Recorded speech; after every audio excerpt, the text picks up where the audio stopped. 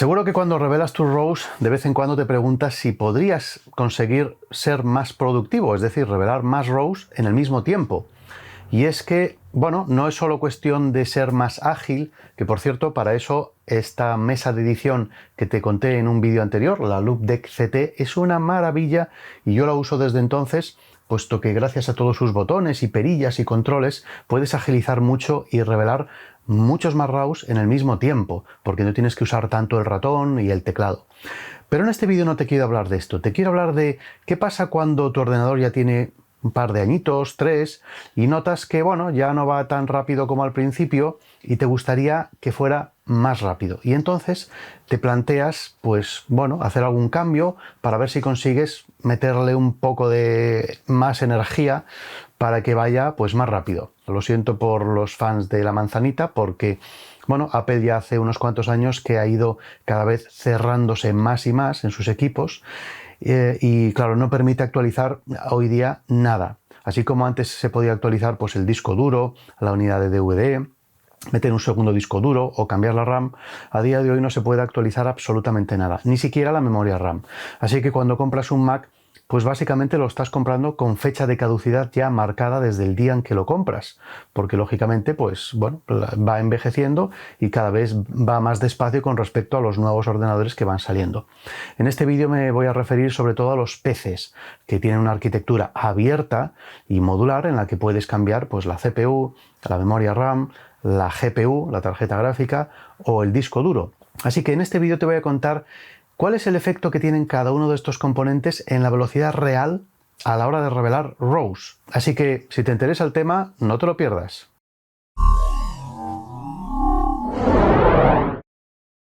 Soy Hugo Rodríguez, profesor de técnica fotográfica, y en este vídeo te voy a contar cuál es el efecto que tiene realmente en los tiempos a la hora de exportar en Capture One concretamente cada uno de estos componentes. Y es que yo tengo un PC, lo tengo aquí debajo, ahora te lo enseñaré, y es un PC que ya tiene unos cuantos años. De hecho publiqué un artículo en mi blog en 2019, si no recuerdo mal, que te voy a dejar el enlace aquí, donde explicaba pues por qué había elegido todos esos componentes para montarme mi nuevo, en aquel momento, ordenador específico para usar en fotografía y también un poquito de edición de vídeo. De los componentes que tiene mi ordenador, que te voy a dejar la lista aquí, básicamente tenemos por un lado la CPU, que es una Intel i7 con 12 núcleos.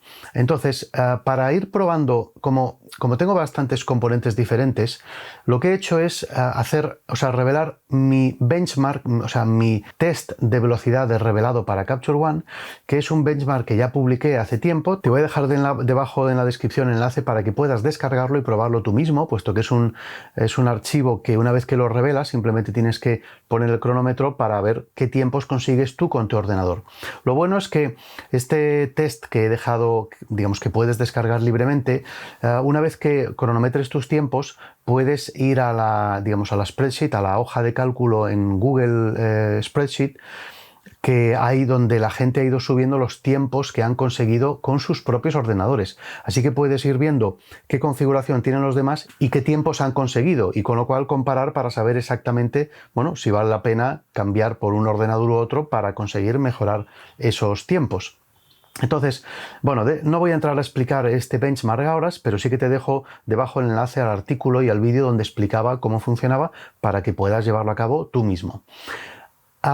Pero lo que he hecho es que, utilizando simplemente los componentes que tengo, he ido probando a bajar y subir las prestaciones de cada uno de ellos, o mejor dicho, a limitarlos en algunos casos, para ver qué efecto tienen en los tiempos de exportación en Capture One, puesto que el test de velocidad, el benchmark, consiste en exportar 99 rows con diferentes parámetros de revelado y con muchas variaciones de muchos tipos para, bueno, evaluar, pues eso, qué efecto, qué efecto tienen en los tiempos todos estos parámetros y el hardware que tú tienes. Entonces, en cuanto a la CPU, como digo, tengo un Intel i7 y que tiene 12 núcleos. Pues bien, como el sistema operativo tiene funciones para poder limitar los núcleos, lo que he hecho es exportar este mismo test con solo un núcleo, con 3, con 6, con 9 y con 12. De esta forma veremos qué efecto tiene tener más núcleos y, por lo tanto, así verás pues si vale la pena invertir dinero en una CPU que tenga más núcleos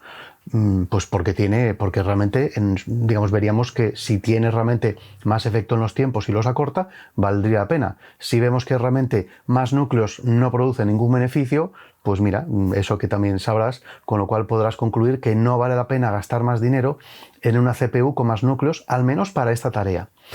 En cuanto a la RAM, tengo dos pastillas de 16 GB, o sea, 32 GB de RAM en total, de una velocidad bastante buena, al menos en su momento, y probaré entonces a quitar una pastilla y dejar una sola y a poner las dos de 32 GB.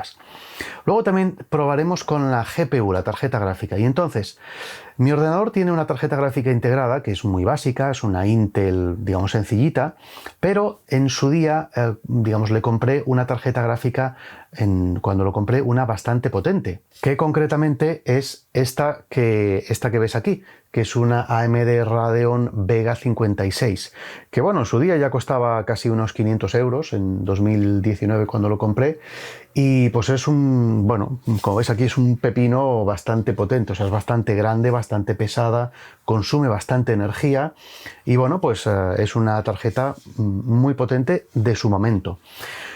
¿Qué pasa? Que recientemente he decidido pues cambiar de tarjeta gráfica, entonces he sacado esta, he comprado una nueva, que no es un modelo nuevo, sino que es un modelo de hace un año, que por esa razón me ha salido mucho más barato que si lo hubiera comprado un modelo reciente, para ver qué ventaja y qué mejoría de tiempos consigo al cambiar la tarjeta gráfica, puesto que Capture One y muchos programas hoy día, sobre todo de edición de vídeo o de 3D, delegan las tareas en la tarjeta gráfica, en la GPU, para hacer buena parte de sus tareas, con lo cual, si actualizas la GPU, teóricamente consigues mejor rendimiento. Y por último, también he probado con los discos duros, a ver si hay mucha diferencia de usar un disco duro normal o un disco duro SSD rápido o uno ultra rápido. Y es que, aprovechando que en mi ordenador tengo un montón de discos duros, pues he probado con todos ellos, porque básicamente tengo todas las combinaciones posibles. Tengo un disco duro normal, mecánico, de 8 teras, que es donde hago los backups diarios, o sea, un disco clásico, que tiene una velocidad relativamente normal. Luego tengo un sistema de 3 discos mecánicos, o sea, clásicos, montados en RAID 5 por hardware, con una tarjeta especial.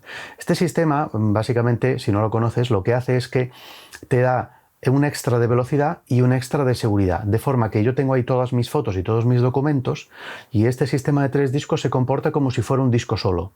Entonces, si cualquiera de los 3 discos falla en cualquier momento, no pasa nada, el sistema sigue funcionando como si nada y tienes todos los datos y no pierdes nada. Simplemente el sistema empieza a avisar, no tienes tanta velocidad como antes y has perdido la seguridad extra. Pero no pasa nada. Tienes días para sacar este disco, el que ha fallado, ir a la tienda, comprar un disco nuevo, reemplazar este, el sistema se reconstruye y vuelves a tener seguridad y velocidad extra. Así que siempre puede fallar uno de los 3 discos y no pasa absolutamente nada, lo cual me da un extra de seguridad. Y luego tengo un disco SSD, que es donde tengo el sistema operativo, que es un disco que es muchísimo más rápido que los anteriores, todo y que el RAID aproximadamente es el doble de rápido que el disco mecánico suelto, unos 250 megas por segundo, pero este disco SSD llega aproximadamente a los 550 megas por segundo, que es una barbaridad. Y probaremos también con este SD. Y luego también con un NVMe, que es la última generación de discos, digamos, de estado sólido, que es un disco ultra rápido de más de 5 GB por segundo, o sea, es aproximadamente 10 veces más rápido que el SSD, que ya de por sí es bastante rápido. Y bueno, ahora mismo ya tengo el sistema instalado y estoy migrando de un disco a otro. O sea que tenemos los 4 tipos: disco mecánico normal, suelto, sistema de disco RAID, SSD y NVMe, o sea, de más lento a más rápido. Y probaré con todos ellos, o sea, pondré el benchmark en cada uno de los discos y probaré y cronometraré los tiempos. Entonces, para hacer este tipo de pruebas, lo que he tenido que ir haciendo es pues sacar algunos componentes, como por ejemplo sacar la GPU, intercambiar la GPU, sacar las dos y dejar solo la Intel, sacar la RAM, irla poniendo, y entonces cada vez he tenido que pues apagar el ordenador, hacer este cambio, volver a encender, correr el test, ejecutar el test, cronómetro en mano, ¿no? Cronometrar, anotar los tiempos y volver a apagar, volver a hacer cambios. Es un proceso un poco tedioso, pero bueno, lo he hecho porque realmente quería averiguar hasta qué punto cada componente tiene un efecto y bueno, pues de cara a cuando cambie ordenador saber en qué invertir más y en qué invertir menos. Así que vamos a ver estos componentes en el ordenador y pasamos a ver las pruebas y los resultados. Bueno, pues aquí tengo mi PC abierto y aquí puedes ver que tengo la GPU que te acabo de enseñar, pero que la voy a cambiar por la nueva, que es esta GeForce RTX 3060, que bueno, es mucho más moderna y mucho más potente. Entonces, aprovechando que sacaré la gráfica, te enseñaré dónde están los componentes. Entonces, la gráfica la tengo aquí, ya la tengo suelta y simplemente tengo que soltar una pestaña que hay aquí dentro que hace de seguro y aquí está. Aquí la tengo, la saco. Bueno, pues para que lo veas mejor, te voy a mostrar que, bueno, aquí en este hueco es donde va la GPU, la que acabo de sacar, y aquí es donde tengo la memoria RAM. Estas son estas dos pastillas que ves aquí, que son las dos pastillas de 16 GB. Entonces, ahora las voy a sacar, abro las pestañas que las sujetan, y esto que ves aquí son las pastillas de memoria, que son de 16 GB cada una. Ahora simplemente la vuelvo a dejar como estaba. Y bueno, aquí es donde, o sea, esto es, este gran ventilador es donde está la GPU, aquí dentro. Y aquí debajo, esta tarjeta que ves aquí, es la tarjeta RAID, es donde están conectados estos tres cables que van a los tres discos duros que funcionan con ese sistema que te comentaba. Esos tres discos duros son estos que ves aquí, que están etiquetados como 0, 1 y 2, y que se comportan como si fuera un único disco duro. Y luego este de aquí, que es un disco de 8 teras, es donde está la copia de seguridad diaria del RAID que te comentaba. Luego aquí está el SSD, el de Windows, aquí está el de Macintosh, porque esto es un Hackintosh, puede funcionar como PC o como Mac. Y luego aquí detrás, ¿dónde está? Aquí debajo, prácticamente no se ve, es donde está la pastilla NVMe con el disco ultra rápido de 5 GB por segundo. Así que nada, ahora voy a montar la tarjeta gráfica, la GPU nueva. Vamos a ver. Ahí está. Ahí está montada. Ahora tengo que conectarle la alimentación. Aquí, que requiere una alimentación especial con bastantes vatios. Y bueno, ahora es cuestión de atornillar y bueno, dejarlo todo como estaba. Bueno, pues ahora que ya tengo la tarjeta gráfica nueva montada, vamos a volver a montarlo, a taparlo y a arrancar y vemos las pruebas y los resultados. Bueno, pues vamos a ver ya los resultados al ordenador, pero antes permíteme recordarte que, bueno, todos los contenidos que ves en este canal son gratuitos, obviamente, pero el canal se sostiene sobre todo pues, por los cursos online que hago, así que verás que te iré dejando por aquí unos banners donde vas a ver, por ejemplo, los cursos de Capture One que hago, tanto un curso de Capture One para fotógrafos con prisa, como tú, que gente que no tiene mucho tiempo y quiere aprender a usar este increíble programa, y en aproximadamente 4 horas aprenderás la parte más esencial del programa para que puedas empezar ya a conseguir unos revelados de una calidad realmente extraordinaria. También verás mi curso de Capture One a fondo de más de 14 horas de pura información, donde aprenderás prácticamente más del 90% de las funciones del programa, así como cursos de gestión de color, de la guía completa de la imagen digital, o por ejemplo de Luminar Neo, que últimamente pues lo está petando. Pero bueno, no me enroles, vamos a ver ya los resultados. Vale, antes de empezar a hacer las pruebas, quiero mostrarte cómo podrías tú averiguar si, por ejemplo, te vas a cambiar la tarjeta gráfica, que es uno de los componentes más sensibles hoy día en los resultados, cómo saber o tener una idea aproximada de más o menos cuánto vas a ganar en rendimiento en función de qué tarjeta compres. Y para eso me voy a ir a la web y concretamente me voy a ir a esta página web de aquí, que es User Benchmark. Aquí puedes ver la web, gpu.userbenchmark.com. Y bueno, pues en esta web tienes muchísimas tarjetas gráficas testeadas con videojuegos, eso sí, que en principio no nos interesa, pero bueno, nos podemos hacer una idea más o menos del rendimiento. Así que yo voy a buscar la tarjeta que ya tenía, o sea, la antigua, que es la Vega 56, y veo que aquí está, la AMD RX Vega 56, que es la que yo tenía, que bueno, aquí puedes ver que indica que tiene pues una puntuación del usuario de un 57%, y un rendimiento promedio de un 78%, un market share del 0,09, en fin. Entonces voy a marcar esta para comparar y voy a marcar ahora la RTX 3060, que es la nueva que me he comprado, que es esta, la RTX 3060. Ojo que esta es la TI, la titanio, y esta es la laptop, la versión para portátil. Entonces voy a marcar estas dos y ahora como ya tengo las dos, ya puedo comparar. Entonces, ¿qué tengo aquí? A la izquierda la Vega 56 y a la derecha la RTX 3060. Fíjate que aquí me dice que esta salió en 2017 en el tercer, digamos, trimestre y costaba en su día, bueno, hoy día cuesta 250, pero en su día costaba casi 500 euros. Y esta cuesta 385 hoy día y data del primer trimestre de 2021. Entonces, ¿qué podemos ver aquí? Pues más abajo, aquí podemos ver que, bueno, en cuanto a, digamos, capacidad de rendimiento, o sea, la velocidad efectiva, pues tenemos que nos dice que esta aproximadamente es un 28% más rápida. Aquí lo puedes ver, ¿eh? 28% más rápida. Claro, esto es el promedio, la ganancia de promedio en videojuegos y tal, porque aquí, por ejemplo, dice, bueno, puntuación promedio, pues por ejemplo, en iluminación, en reflejos, en render, en gravedad. Claro, todo esto no nos interesa porque estamos hablando de revelar rows, ¿no? Luego aquí el rendimiento una vez que se hace el overclock, ¿no? O sea, un poco el forzado, y bueno, otras gráficas y tal. Pero aquí básicamente lo que a nosotros nos interesa es saber pues que aproximadamente de promedio con videojuegos rendirá un 28%, que decía aquí, pero claro, ahora hay que ver realmente, en este caso con Capture One, cuál es la diferencia de rendimiento con OpenCL, que es digamos, el sistema de aceleración de hardware que Capture One utiliza para delegar tareas de revelado sobre la tarjeta gráfica. Entonces lo que interesa realmente de las muchas capacidades que tienen estas tarjetas gráficas es cuánto más rápido es en OpenCL la RTX 3060 frente a la Vega 56. Y eso, bueno, aquí no lo podemos ver claramente en estas, digamos, en esta información de esta web.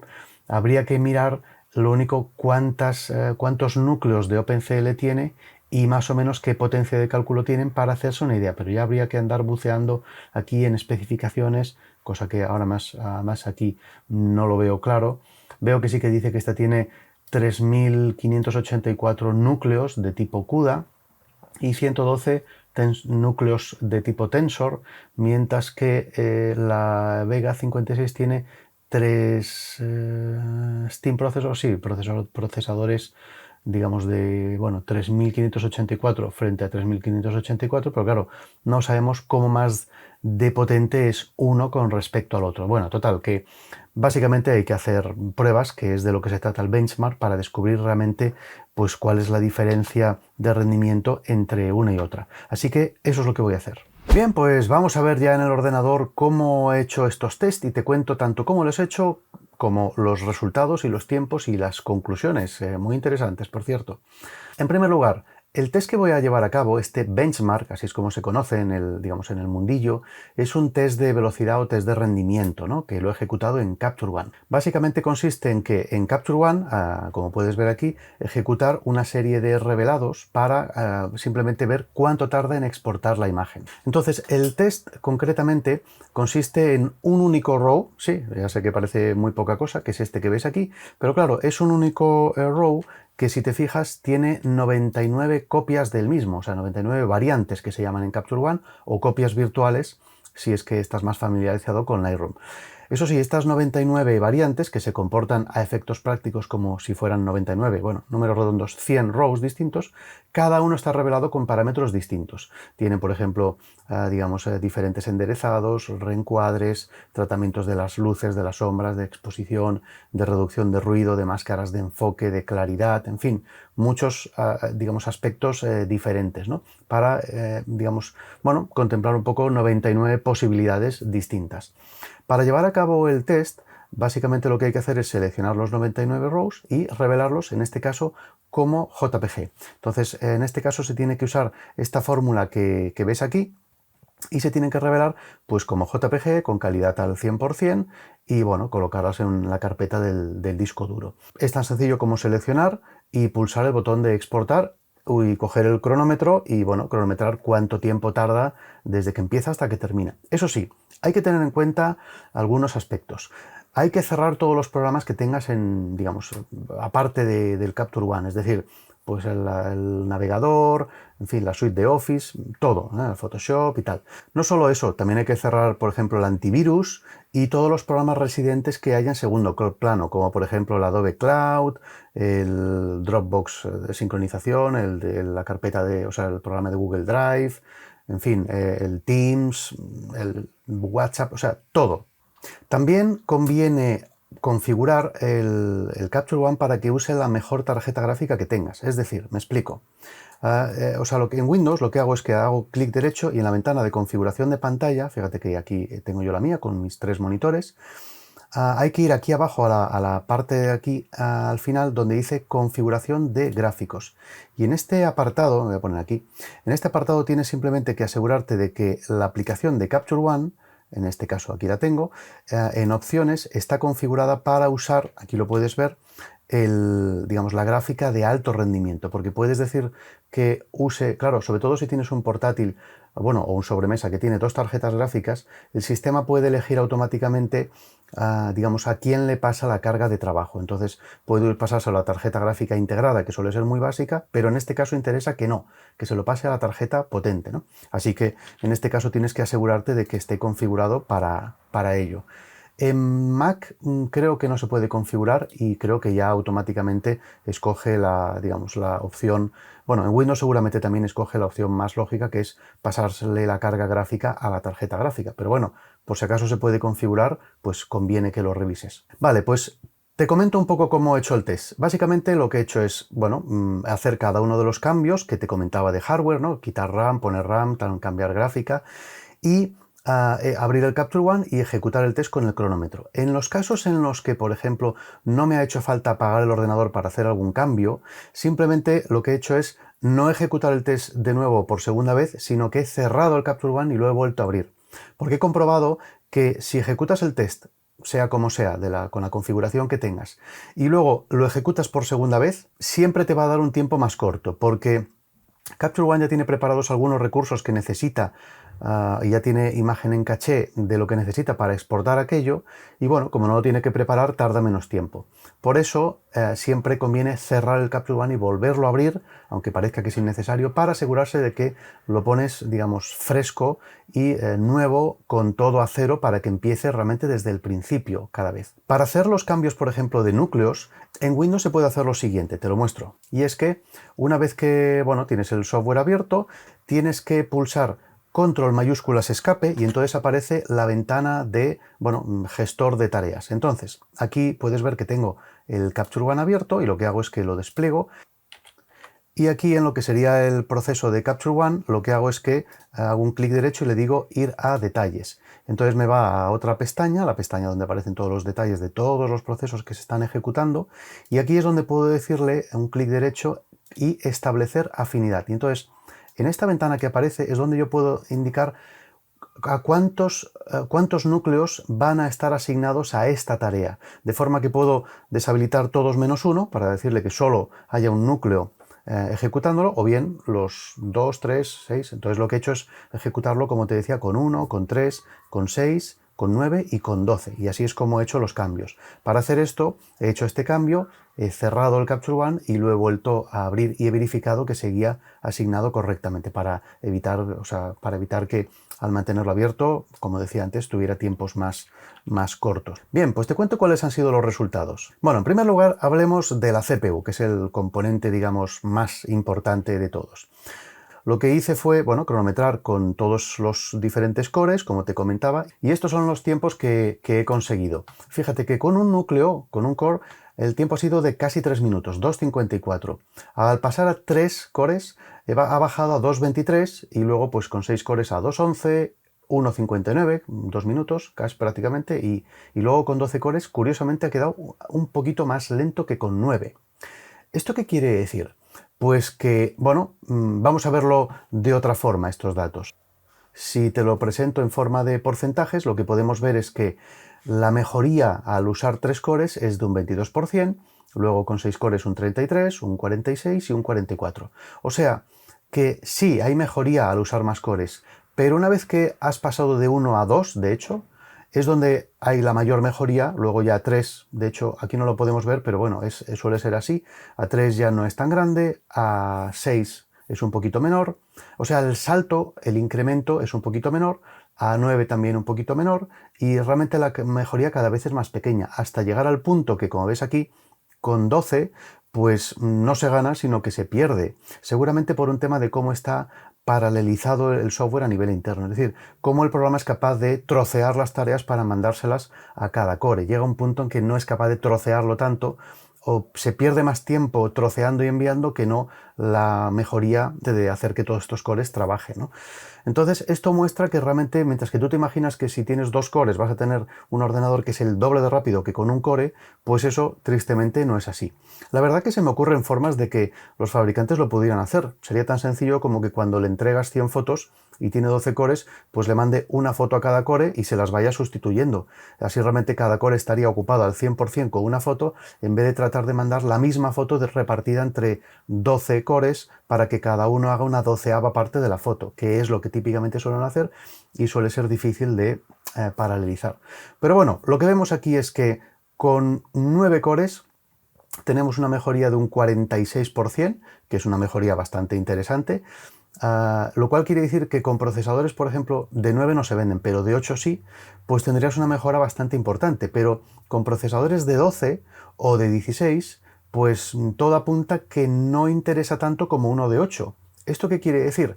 Pues que el día que vas a comprar un nuevo ordenador, seguramente interesa más que no tenga tantos cores, 12, 16, 24, sino que tenga 8, pero lo más rápido posible. Esto sí que se nota mucho. Vale. Vamos a pasar al punto siguiente, el almacenamiento, o sea, los discos. Tenemos el disco, te recuerdo, el disco, digamos, normalito, mecánico, el de backups, el sistema RAID de 3 discos, el SSD y el NVMe. Pues bien, después de hacer los tiempos, lo que me encontré es que, bueno, los tiempos son muy similares. O sea, con el disco más sencillo y más lento, 2 tarda 2,17, con el RAID 2,18, fíjate, incluso un segundo más lento, y luego con los discos en estado sólido, que son muchísimo más rápidos, resulta que no es mucho más rápido, 2 minutos 2 segundos y 2 minutos 1 segundo. Realmente la mejoría es muy pequeña. Vista, digamos, en porcentajes, tendríamos una mejoría de simplemente un 12 o un 13%. ¿Por qué pasa esto? Bueno, a ver, he de aclarar que este benchmark mío parte de un solo RAW, por tanto no hay que leer muchos RAWs en el disco, esto haría que el disco influyera más, y también a la hora de exportar, exporta simplemente JPGs, que son archivos pequeñitos que se tarda muy poco en escribir. No es lo mismo que estuviera exportando ficheros TIFF de 48 bits, pues de 100 o 100 y pico megas cada uno, entonces sí que afectaría mucho. He preferido hacer el benchmark de esta forma porque, bueno, lo habitual suele ser que, digamos, cuando alguien tiene que revelar, pues yo que sé, 30, 50, 100, 200 rows, no suele ser habitual revelar pues todos esos rows en forma de TIFF 48 bits. La inmensa mayoría de veces se hace en JPGs pues para usar en la web o en una presentación o algo así. Normalmente TIFF 48 bits suele ser para llevárselos a retocar y, hombre, retocar 50, 100 TIFFs, pues para eso ya estás en el programa de revelado para hacer los retoques, o sea que he pensado que era más lógico entender que lo más frecuente es exportar en JPG y por eso lo he hecho así.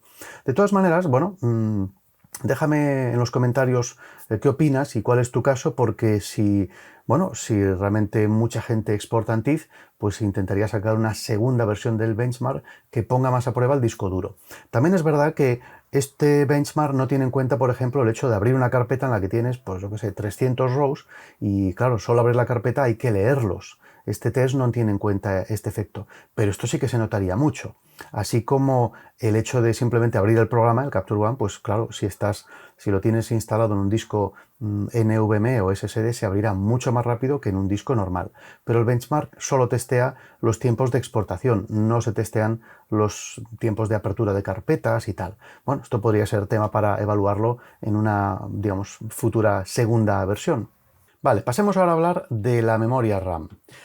Que bueno, la memoria RAM, pues como sabes, es el espacio de trabajo o la mesa de trabajo donde el ordenador pone sus cosas y sus documentos para poder trabajar con ellos y luego pues guardarlos de vuelta en el disco.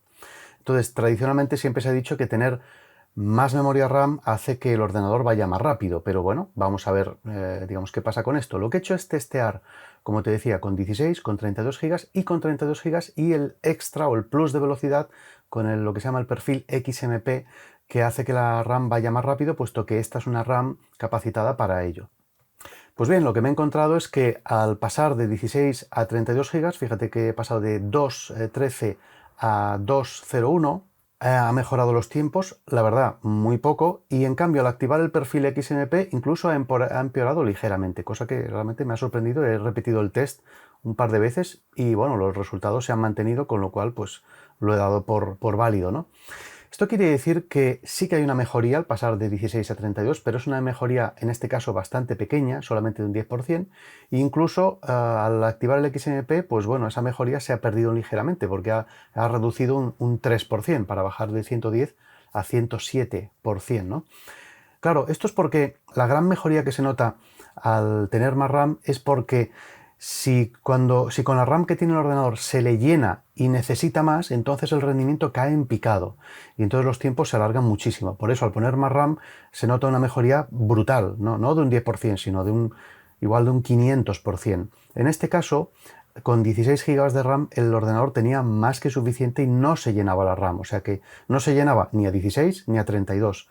Simplemente quiere decir que con 32 de RAM, pues bueno, por alguna razón va un poquito más rápido y con el XMP pues no va tan rápido, al menos haciendo esto, que habría que ver pues seguramente con videojuegos o con otras tareas. Puede ser, lo lógico es pensar que sí, la verdad, porque las memorias que funcionan con una velocidad más alta, con el XMP, son más caras que las memorias normales, así que es un poco ilógico que con el XMP vaya un poco más lento, la verdad. Esto me ha dejado un poco, digamos, sorprendido, ¿no?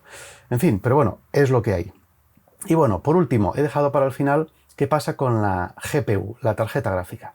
Porque hoy día pues se sabe que cada vez más la tarjeta gráfica está más presente y cada vez se utiliza más en diferentes operaciones de los programas de revelado y de otros programas. Edición de vídeo, Photoshop, en fin, en muchas otras tareas. Y por supuesto, videojuegos y demás, ¿no?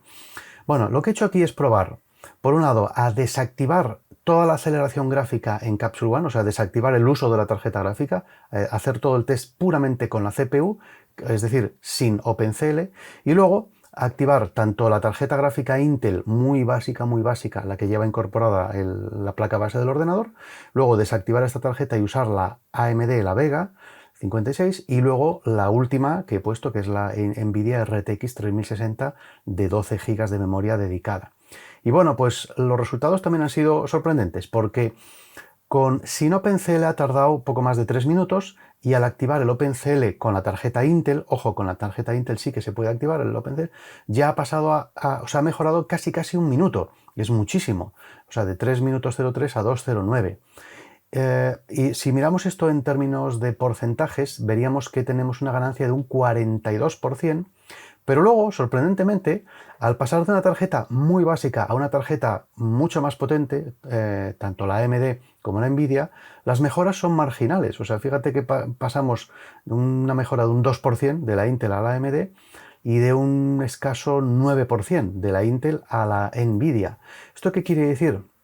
Pues que, bueno, esto nos muestra que realmente las operaciones que hace Capsule One a la hora de procesar y que delegan la tarjeta gráfica realmente son tareas básicas que una tarjeta gráfica muy sencilla es capaz de hacer perfectamente. Y por lo tanto no vale la pena comprarse una tarjeta mucho más potente porque la mejoría es muy marginal, ¿no? Al menos con estas, digamos, tareas y con este benchmark. Habría que probar, pues por ejemplo, hacer máscaras con pincel, a ver qué tal, a ver si en ese caso, digamos, utiliza más, o algunas operaciones más complejas, como por ejemplo operaciones con inteligencia artificial, todo y que Capsule One ahora mismo no tiene, pero por ejemplo con Luminar o con Lightroom sí que se podrían testear, ¿no? Eso sería, bueno, tema para, digamos, una futura versión del test. Te recuerdo, déjame comentarios a ver qué piensas y si te interesaría que, bueno, intentara crear un benchmark, digamos, ya orientado pues a Lightroom, a Luminar Neo, un poco más en conjunto para sacar más información al respecto. Pero bueno, en todo caso, este test nos muestra que la tarjeta gráfica en este test tiene poca importancia. Por supuesto que editando vídeo, en videojuegos o en otras tareas es muy importante y el peso de la tarjeta es muy grande en los tiempos, ¿no? Pero vaya, desde luego, en este caso, sorprendentemente no. Todo y que sí que es verdad que se nota una diferencia, por ejemplo, cuando abres imágenes y amplías al 100% y usas el pincel, sí que hay una tarjeta gráfica potente, sí que se nota. Pero claro, aquí solo estamos hablando de exportar.